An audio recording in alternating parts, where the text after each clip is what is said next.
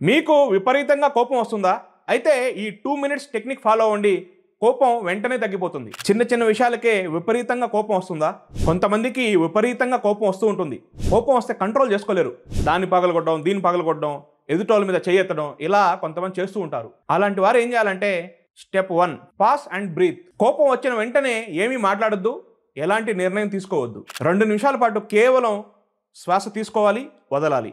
ఇలా కంటిన్యూగా 2 మినిట్స్ నెమ్మదిగా శ్వాస తీసుకోండి, బయటకు వదలండి. ఇలా చేస్తే మీ హార్ట్ రేట్ అనేది తగ్గుతుంది, మీ బ్రెయిన్ కూడా కూల్ అవుతుంది. Step 2 shift your focus. అంటే ఆ క్షణం నుండి దృష్టిని వేరే విషయానికి మళ్లించాలి. కిచెన్లోకి వెళ్ళి ఒక గ్లాసు నీళ్ళు తాగడం, విండో దగ్గరికి వెళ్ళి బయట చూడడం, లేదా చిన్న వాకింగ్ చేయడం, ఇలా ఏదో ఒక పని చేసి మీ ఫోకస్ని షిఫ్ట్ చేయాలి. మీ దృష్టిని వేరే విషయానికి మళ్లిస్తే కోపం అనేది వెంటనే తగ్గిపోతుంది. కోపం అంటే అగ్ని లాంటిది. మీరు దాన్ని కంట్రోల్ చేస్తే అదే మీ శక్తి అవుతుంది.